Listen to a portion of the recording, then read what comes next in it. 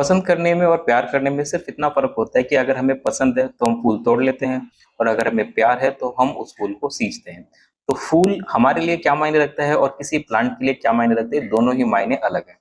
कोई भी जो फ्लावर होता है वो हमारे लिए लव, सॉरो मतलब दुख, ठीक है, डिवोशन, भक्ति, कई सारी चीजें के लिए हम फ्लावर का इस्तेमाल कर सकते हैं। बट अगर हम बात करें कि किसी फ्लावर के लिए, सॉरी, किसी प्लांट के लिए फ्लावर क्या मायने रखता है, तो किसी भी प्लांट के लिए फ्लावर जो है उसकी सेक्सुअली रिप्रोड्यूसिंग यूनिट होता है।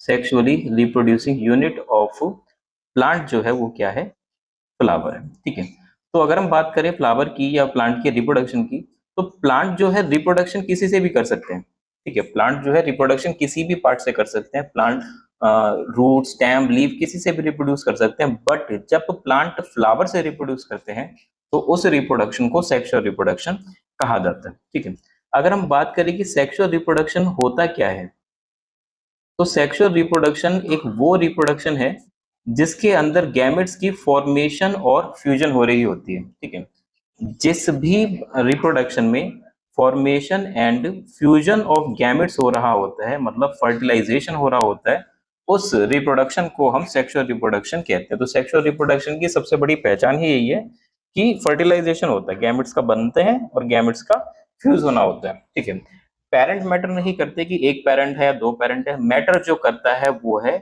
फर्टिलाइजेशन। ठीक है, जो चीज मैटर करती है वो क्या है, फर्टिलाइजेशन, कि क्या गैमेट्स का फॉर्मेशन एंड फ्यूजन हो रहा है, तो उसको क्या कहा जाएगा, सेक्सुअल रिप्रोडक्शन कहा जाएगा। ठीक है, तो पूरे सेक्सुअल रिप्रोडक्शन चाहे वो प्लांट कर रहे हो चाहे ह्यूमंस कर रहे हो, इसके तीन इवेंट्स बांट दिए जाते हैं, जिसमें सबसे पहला जो इवेंट है वो होगा प्री फर्टिलाइजेशन इवेंट्स।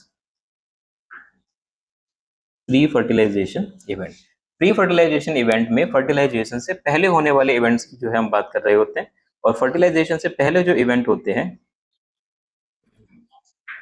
वो होते हैं गैमेटोजेनेसिस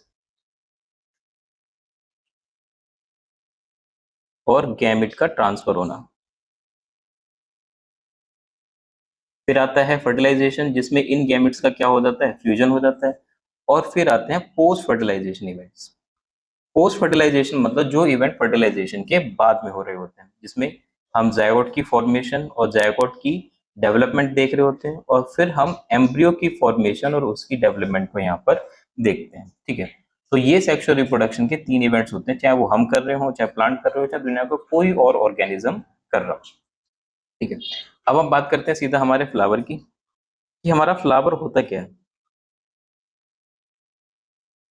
फ्लावर बेसिकली एक मॉडिफाइड शूट है, जिसमें एपिकल मेरिस्टेम जो होता है ये कन्वर्ट हो जाता है फ्लोरल मेरिस्टेम में।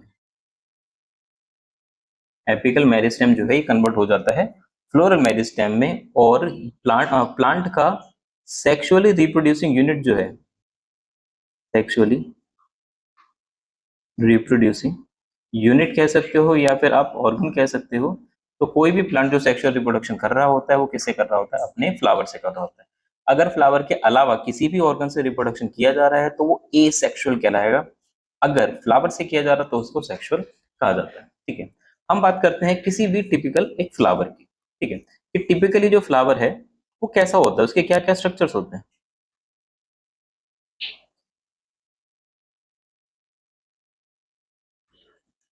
चलिए, तो सबसे पहले हम बात करते हैं फ्लावर की जर्नल से स्ट्रक्चर की। तो फ्लावर जो होता है कुछ इस तरीके का होता है।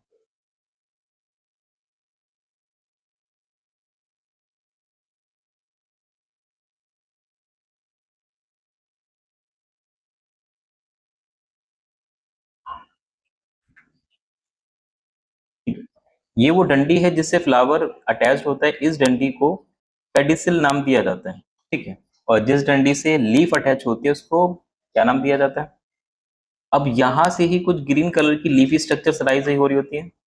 ये जो लीफी स्ट्रक्चर यहाँ अराइज हो रही है इनको नाम दिया जाता है सेपल्स, और सेपल्स के पूरे ग्रुप को नाम दिया जाता है कैलेक्स। ठीक है, ये जो नीचे सोलन पार्ट होता है इसको नाम दिया जाता है thalamus, also known as receptacle. अब यहां से फ्लावर का एक और पार्ट अराइज होगा,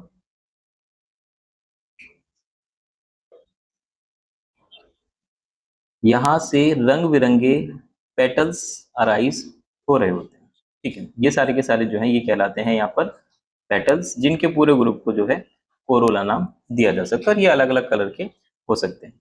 इसके बाद यहाँ पर होता है फीमेल रिप्रोडक्टिव ऑर्गन या female reproductive unit. I hope आपको सबको उसका नाम पता होगा। इसको कहा जाता है पिस्टिल या फिर कार्पल, और यहीं पर होते हैं स्टेमन्स।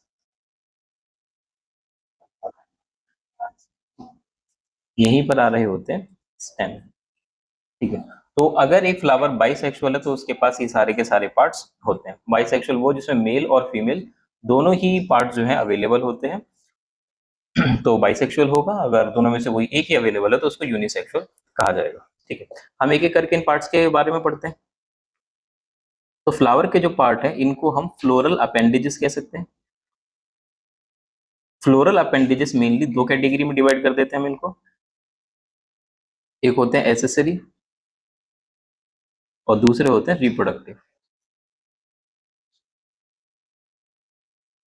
रिप्रोडक्टिव एसेसरी सिर्फ रिप्रोडक्शन को सहायता देते हैं, एक्चुअली किसी रिप्रोडक्टिव प्रोसेस में डायरेक्टली इन्वॉल्व नहीं होते, जस्ट सहायता कर रहे होते हैं।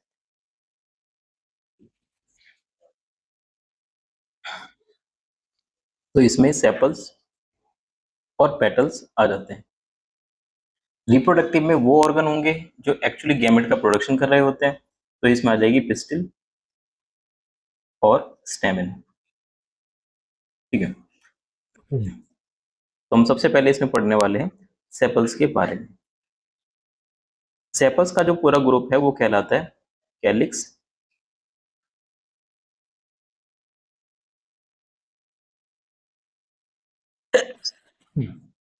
तो जो कैलिक्स होते हैं ये ग्रीन कलर के होते हैं, ये थोड़े लीफी होते हैं, ग्रीन कलर्ड लीफी स्ट्रक्चर्स। ये क्या करते हैं, फ्लावर को बंद कर लेते हैं। जब फ्लावर बंद हो रहा होता है तो उसको ऐसे कवर करके रखने का काम ये करते हैं। ठीक है, ये कवर या फिर हम कह सकते हैं protect the flower at bud stage.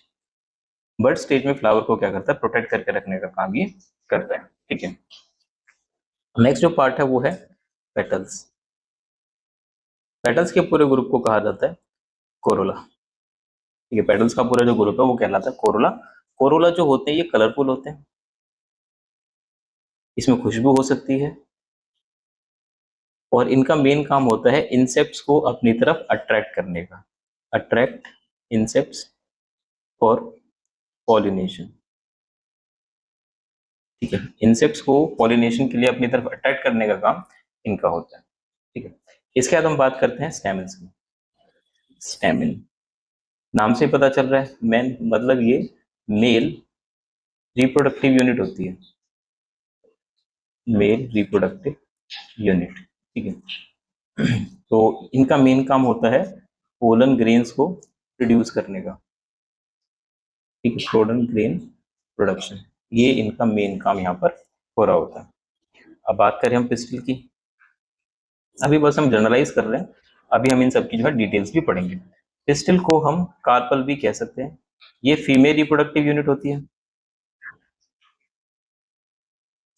Female reproductive unit, और इसका काम होता है फीमेल गैमेट एग सेल को बनाने का। तो ये फ्लावर के ओवरऑल जो है पार्ट्स हो गए हैं। अब जो फ्लावर है वो यूनिसेक्सुअल और बाइसेक्सुअल भी हो सकता है। यूनिसेक्सुअल मतलब मेल या फीमेल दोनों में से कोई एक, और बाइसेक्सुअल का मतलब होता है उसके पास मेल और फीमेल दोनों ही ऑर्गन्स होंगे। ठीक है, तो अब हम वापस से अपनी बात करते हैं कि भाई हम सेक्सुअल रिप्रोडक्शन पढ़ रहे हैं, तो हम सबसे पहले जो इवेंट्स यहाँ पढ़ने वाले हैं वो इवेंट है pre fertilisation event. Pre fertilization event,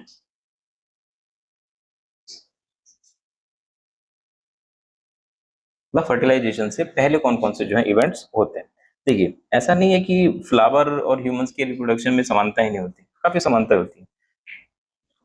जैसे ह्यूमंस हैं, वो ऐसा नहीं है कि एकदम से पैदा होती है सेक्सुअल रिप्रोडक्शन करने लग जाता है, नहीं ऐसा नहीं होता। बिफोर रिप्रोड्यूसिंग सेक्सुअली उनको एक सर्टेन एज से गुजरना होता है, जिसके दौरान उसके अंदर कई सारे क्या आते हैं, चेंजेस आते हैं। तो सेक्सुअल रिप्रोडक्शन से जो पहली वाली एज होती है उसको ह्यूमंस में या एनिमल्स के केस में एडोलेसेंस कहा जाता है, जिसको आप टीनेजर्स वगैरह भी कह सकते हैं, प्यूबर्टी कह सकते हैं। ऐसे ही प्लांट्स में फ्लावर आने से जो पहले का फेज होता है उसको जुवेनाइल फेज कहा जाता है या वेजिटेटिव फेज कहा जाता है, जिसमें जो प्लांट है वो सेक्सुअली रिप्रोड्यूस नहीं कर सकता, और जब उसके अंदर फ्लावर आता है तो वो सेक्सुअली रिप्रोड्यूस कर सकता है। तो हम यहाँ पर अभी अपने ये प्री फर्टिलाइजेशन इवेंट्स, जिनके अंदर हम किस किस को पढ़ने वाले हैं, प्री फर्टिलाइजेशन इवेंट हम पढ़ने वाले हैं गैमेटोजेनेसिस को और गैमेट के ट्रांसफर को।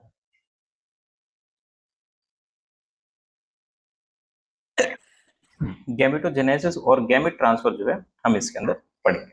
तो गैमेटोजेनेसिस हम सबसे पहले पढ़ते हैं इन केस ऑफ मेल। ठीक है, मेल का जो सेक्सुअल रिप्रोड्यूसिंग ऑर्गन है उसका नाम है स्टेमन। ठीक है, स्टेमन कई सारे हो सकते हैं, अपने बंडल्स की फॉर्म में भी पढ़ा होगा 11th क्लास के अंदर, मोनोएडल्फस, डायएडल्फस। ठीक है, हम सीधा सीधा क्या करते हैं, यहाँ पर इनके स्ट्रक्चर को देखते हैं कि भाई जो स्टेमन है वो कैसा दिखाई दे रहा होता है।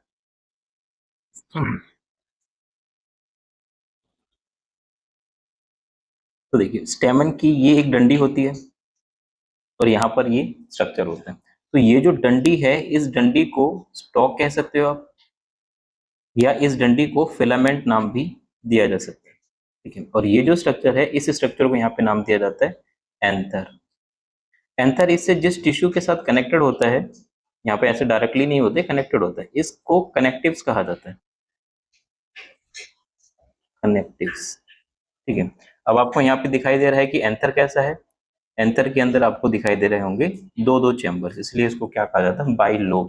इसके अलावा हर एक जो लोब है उसको कहा जाता है डाइथीकस।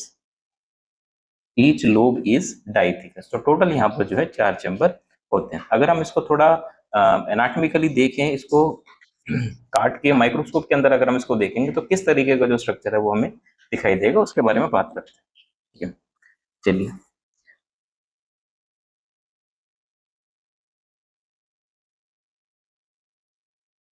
तो इसकी जो एनाटमी है उसके अंदर अगर हम देखें तो हमको ये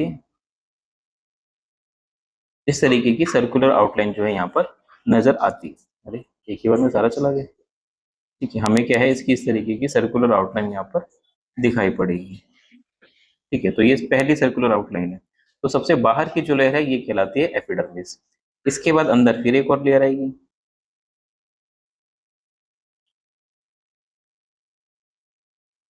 फिर एक और लेयर आएगी,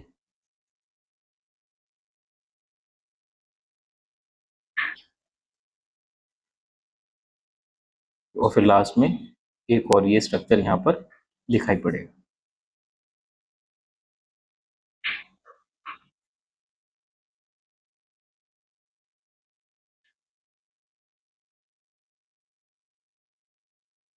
चलिए अब इनके नाम पढ़ते हैं कि किसका क्या नाम है।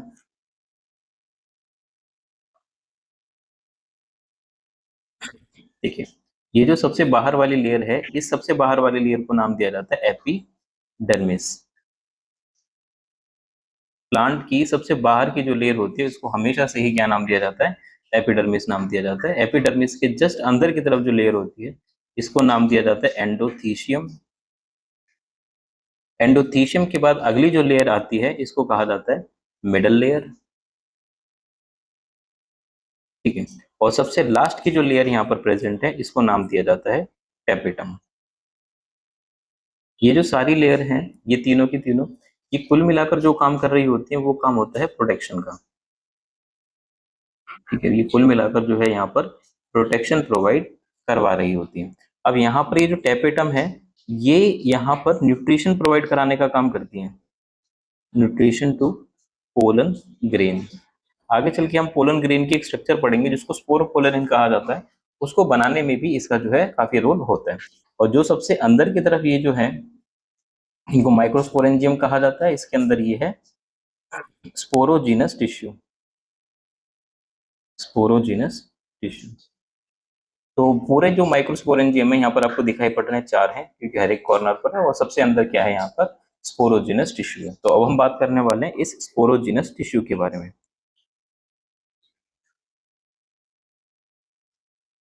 Sporogenous tissue.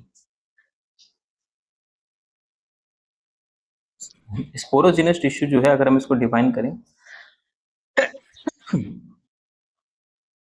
तो ये होता है mass of compactly arranged cells, mass of compactly arrange cells, और इन हर सेल के पास ये दम होता है कि वो पोलन ग्रेन्स को बना सकते हैं, having potential to form pollen grains. तो स्पोरोजिनस टिश्यू की हर एक सेल को जो है पोलन ग्रेन बनाने का शक्ति मिला होता है कि ये सारी की सारी जो है पोलन ग्रेन्स बना सकती है। तो हर एक जो सेल है स्पोरस की, इस हर सेल को नाम दिया जाता है पीएमसी, पोलन या पोटेंशियल पोलन मदर सेल्स। ठीक है, पोटेंशियल पोलन मदर सेल या फिर सिंपली पोलन मदर सेल जो है हम इसको नाम दे सकते हैं।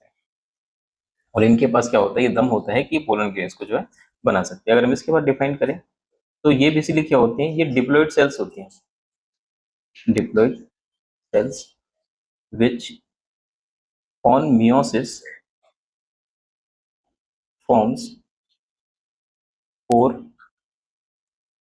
haploid pollen grains, four haploid pollen grains. ठीक है, चार चार हैप्लॉइड पोलन ग्रेन्स जो है यहाँ पर एक सेल से बन सकते हैं। देखिए यहाँ पर आपको कुछ बात बताता हूँ, हर वो सेल जिससे गैमेट बन सकता है, हर वो सेल जो है गैमेट मदर सेल कहलाती है।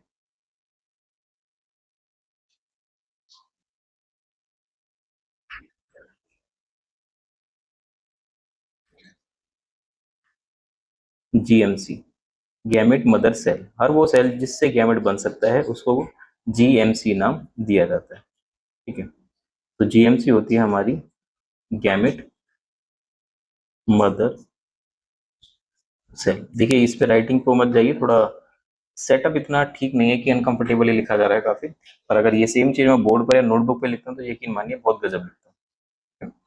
तो गैमेट मदर सेल क्या हो सकती है, कोई भी सेल जो गैमेट प्रोड्यूस करती है। ठीक है, वो कोई भी cells that can produce gamete. ठीक है, वो कोई भी सेल जो क्या प्रोड्यूस कर सकती है, गैमेट प्रोड्यूस कर सकती है, उस हर सेल को जो है नाम क्या दिया जाएगा, एक गैमेट मदर सेल नाम दिया जाएगा। ये मैटर नहीं करता कि ये सेल हैप्लॉइड है या फिर ये सेल डिप्लॉइड है, बस ये गैमेट प्रोड्यूस कर रही है। बट अगर एक डिप्लॉइड सेल गैमेट प्रोड्यूस करती है तो उसको मियोसाइट नाम दिया जाता है। ठीक है, मियोसाइट, मियोसाइट क्या होता है, एक डिप्लॉइड सेल होती है, a diploid cell which produces gamete, which produces gametes। ठीक है, तो ये ध्यान रखिए दोनों के अंदर फर्क होता है। गैमेट मदर सेल मतलब हर वो सेल जो गैमेट बना सकती है, बट मियोसाइट उस डिप्लॉइड सेल को कहा जाता है जो मियोसिस करके गैमेट बनाते हैं, which produce gametes by meiosis। ठीक है, तो ये मियोसिस करके फिर गैमेट जो है प्रोड्यूस करती है। तो चलिए अब इसमें गैमेट प्रोड्यूस होता कैसे है उसके बारे में बात करते हैं। यहाँ पर जो गैमेट का प्रोडक्शन है उसको माइक्रोस्पोरोजेनेसिस कहा जाएगा। ठीक है, अगर किसी भी प्रोसेस के नाम के पीछे SIS लग गया तो समझ लेना वो एक प्रोसेस है। ठीक है, किसी भी वर्ड के नाम के पीछे अगर सिस लग रहा है तो उसका मतलब प्रोसेस है। जेनेसिस का मतलब है कि फॉर्मेशन की प्रोसेस है, और आगे लिखाई दे रहा है माइक्रोस्पोर, तो ये प्रोसेस है माइक्रोस्पोर्स के बनने की। तो हम इसको देखते हैं, प्रोसेस ऑफ फॉर्मेशन ऑफ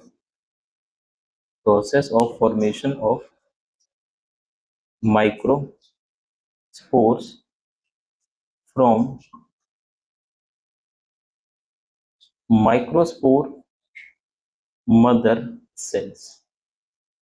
एक माइक्रोस्पोर मदर सेल से माइक्रोस्पोर का बनना जो है माइक्रोस्पोरोजेनेसिस कहलाता है, और ये प्रोसेस होती है थ्रू मियोसिस, थ्रू मियोसिस। ठीक है, तो माइक्रोस्पोर मदर सेल्स जो है, माइक्रोस्पोर मदर सेल्स, इनके अंदर होगा मियोसिस 1 और 2 कंप्लीट, और फिर फाइनली क्या बन जाएंगे, यहाँ से माइक्रोस्पोर जो है वो बन जाएंगे। ठीक है, यहाँ से क्या बन जाएगा, माइक्रोस्पोर बन जाएगा। चलिए, तो कैसे कैसे माइक्रोस्पोर बनेगा उसकी बात करते हैं। तो सबसे पहले मान लीजिए ये एक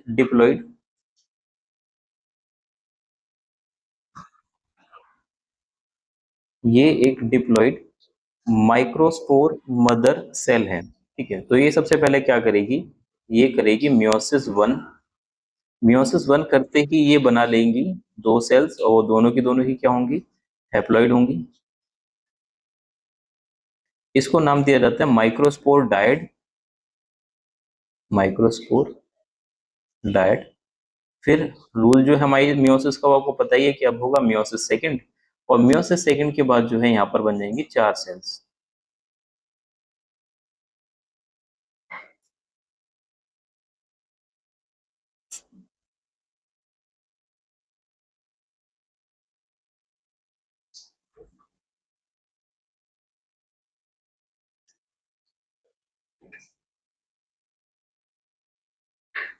ठीक है, तो यहाँ पर ये बन गया माइक्रोस्पोर टेट्राड, ठीक है, क्योंकि यहाँ पे 4 सेल्स बनी हुई है।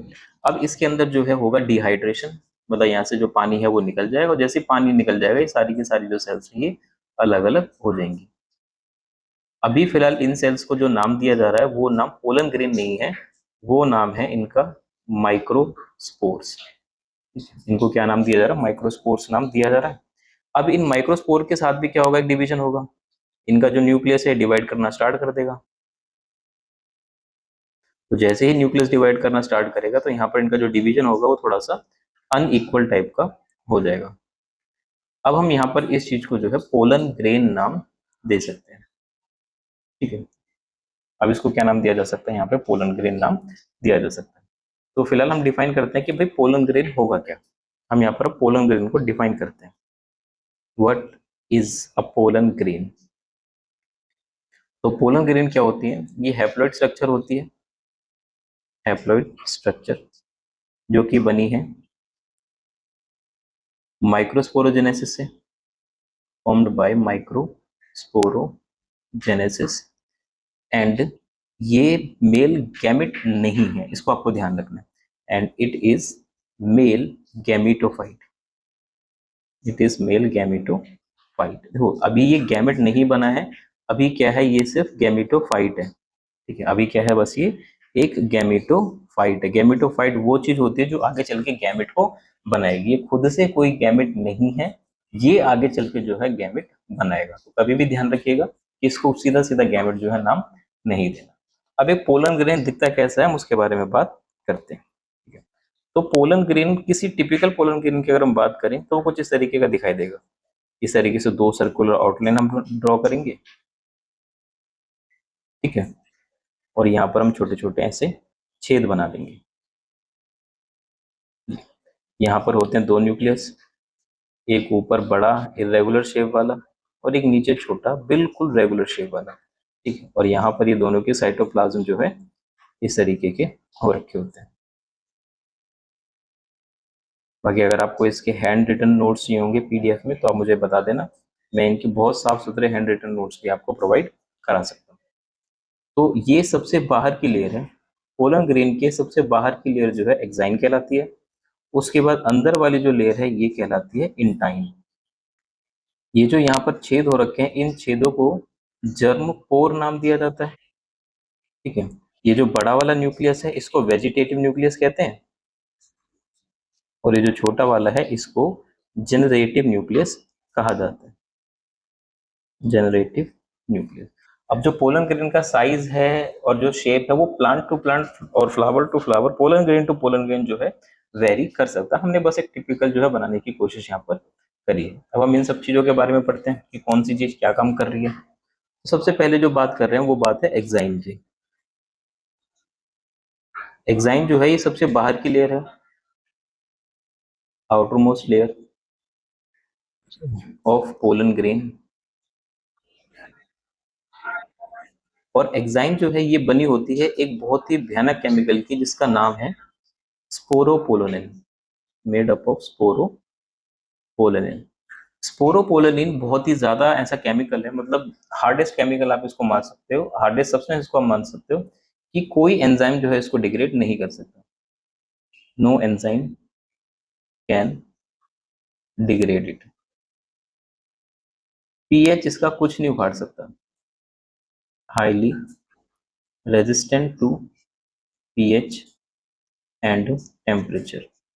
कोई केमिकल इसका कुछ भी नहीं बिगाड़ सकता। ठीक है, तो स्पोरोपोलेनिन एक ऐसा केमिकल है जिसकी वजह से पोलन ग्रेन्स को फॉसिल की तरह प्रिजर्व करके रखा जा सकता है। Pollen grains can be preserved as fossil, can be preserved as fossil due to presence of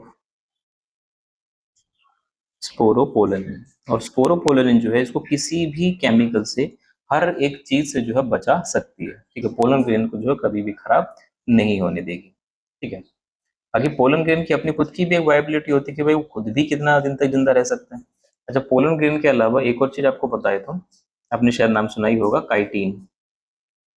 chitin को भी दुनिया की सबसे हार्डेस्ट सब्सटेंस के अंदर रखा जाता है। काइटिन जो है ये बना होता है, मतलब इससे बनी होती है फंजाई की सेल वॉल, और जो आर्थ्रोपोड्स होते हैं उनका एक्सोस्केलेटन भी जो है काइटिन का बना होता है।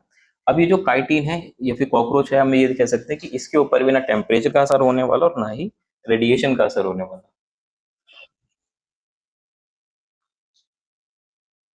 तो कॉकरोच जो है उसका भी कोई तीर तलवार पीएच एसिड वैसिड कोई कुछ उसका नहीं बिगाड़ सकता। अगर परमाणु बम भी गिर जाए तो कॉकरोच जिंदा रह जाएगा। हाँ, वो बात अलग है, चप्पल मार दो तो मर जाता है। ठीक है, तो कहने का मतलब ये था कि ये भी एक हार्डेस्ट सब्सटेंस की कैटेगरी के अंदर आता है। ठीक है, चलिए, तो हमने बात करी यहाँ पे स्पोरोपोलेनिन की, एग्जाइन की। एग्जाइन जो है इस स्पोरोपोलेनिन की बनी होती है। चलिए, अब अगली जो लेयर है उसका नाम है इंटाइन। तो जो इंटाइन होती है ये काफी थिन होती है और ये पूरी तरह से कॉन्टिन्यूअस होती है। कॉन्टिन्यूअस मतलब जैसे एक्साइन है, ये जगह जगह पर क्या हो सकता है, एब्सेंट हो सकता है, और जहां पर एक्साइन एब्सेंट है वहां पर होता है जम्पोर। पर इंटाइन कहीं भी ऐसा कुछ नहीं, ये थिन होती है, कॉन्टिन्यूअस होती है, और ये बनी होती है सेलुलोज और पेक्टोज वगैरह की। सेलुलोज और पेक्टोज।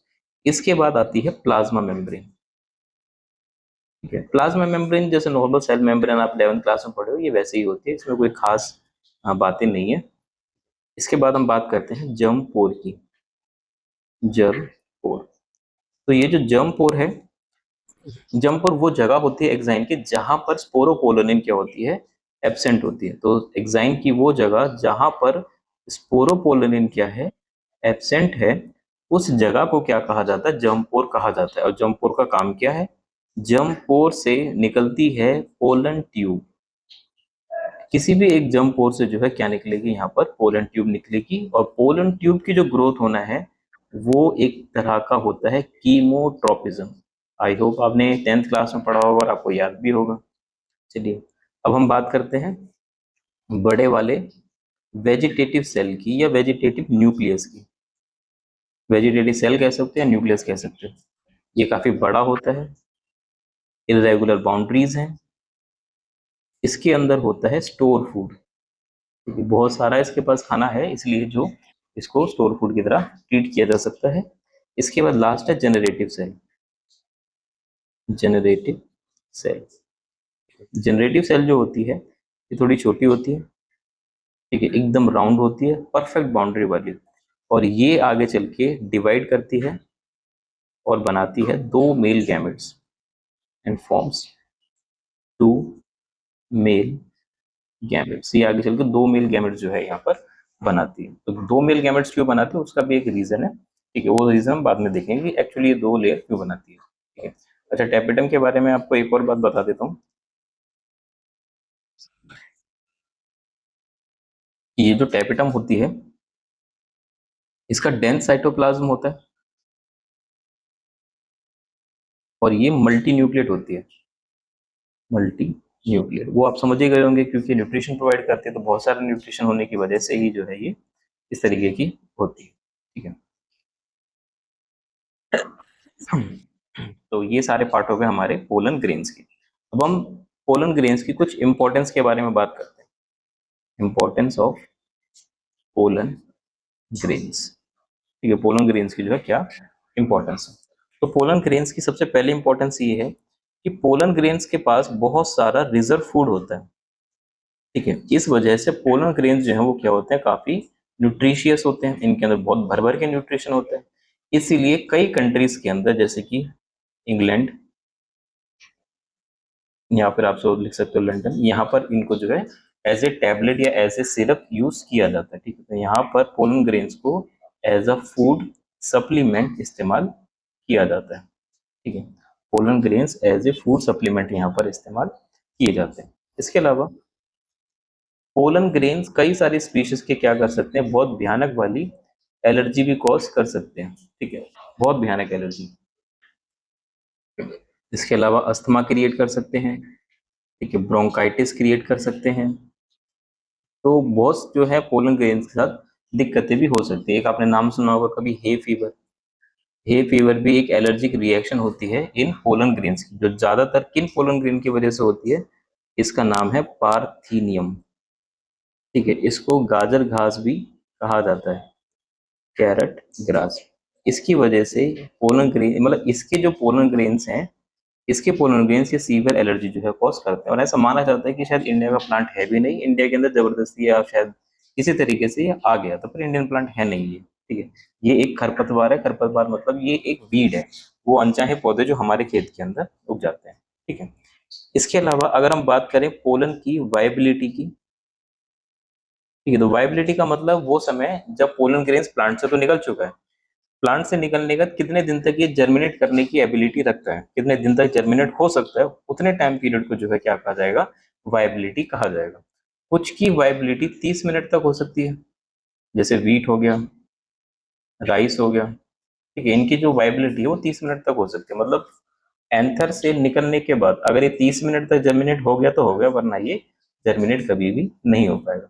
इसके अलावा कई सारी ऐसी फैमिली हैं, जैसे सोलेनसी,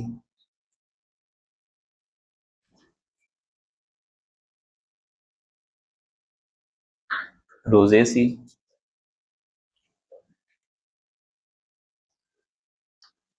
और लेग्यूमिनेसी, जिसे मटर वगैरह आते हैं।